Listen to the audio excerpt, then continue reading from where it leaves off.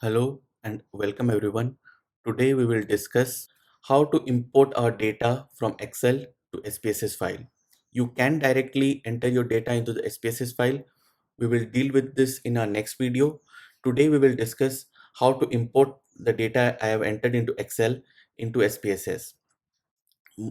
Most of the people, they enter their data into the Excel file and then import it after the study is over to the SPSS for data interpretation.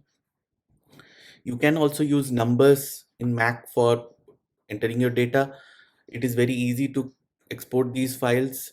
You can go to the files in the numbers, then export it as an Excel file.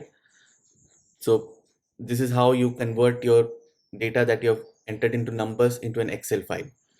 So now that we have our Excel file with us, it is really easy to enter our data into the SPSS. So for that, we need to go to the files. We go to import data. There are two ways how I can do it. I can do it this way, while like through the files and then Excel, and there you can find the file which you are looking for at the specific location where you have kept.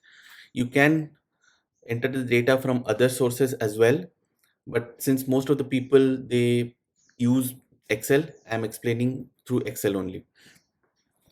So this is one of the way of doing it. The other and more convenient way is directly drag and drop. Here is the file, the Excel file, and I'm directly dragging and dropping it into my SPSS. Once I've done this, this screen pops up. You don't need to know the details of this. The only thing that you need to know is read variable names from the first row. So it is really convenient if your first row is actually the variable row. So I would really recommend to keep the first row as your variable row, so that SPSS directly reads your variable. Especially when you have a lot of variables, it will be very tedious if you have to do it all over again and enter all those data into SPSS.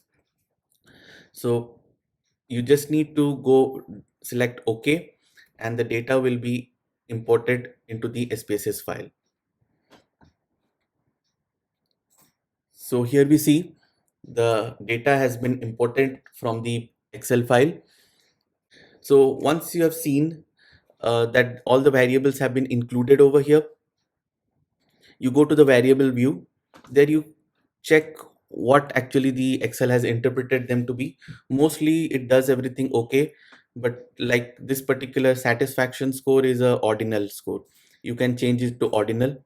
The serial number is a scale score, so you can change it to scale. So it's not that every time it will detect everything okay. You can later go and edit these things. But the most important thing that we need to learn and need to understand before we start entering our data in Excel before our study is to coding for the data. It is always easy with the numerical variables. There is no problem. The numericals are automatically dragged in. But the problem starts with these categorical data. If you have not coded for them properly, you will face problems later. For example, this male and female. If you have coded female as 1 and male as 2, you should enter this code in your Excel file rather than male and female, because it is difficult. I don't know if it happens, but I've tried it a few times. It is difficult for the SPSS to interpret it that way, like from the string to convert it into a numerical. But if you enter your data as 1 2, like male is 2 and female is 1, if that is how you have entered it in your Excel file. For example, this, I have entered it in a wrong way. I should have entered it 2 1 2 2 2, like that, not male female. Because once you have entered it like this, it will be difficult for the SPSS to convert it into your code and then do the analysis. Because mind you, this particular strings cannot be analyzed in the SPSS program. Similar with satisfaction, I must code them as 1 2 3 before I import them into SPSS. So it is always better to do these things before the study has started and before I have entered the data. Because if I start doing this at the end of my trial, then it is going to be very difficult and tedious for me when I have 100 to 200 patients and I have 30-40 variables. So you must make your codes beforehand and then enter your codes into the Excel file so that it is easier for you to interpret.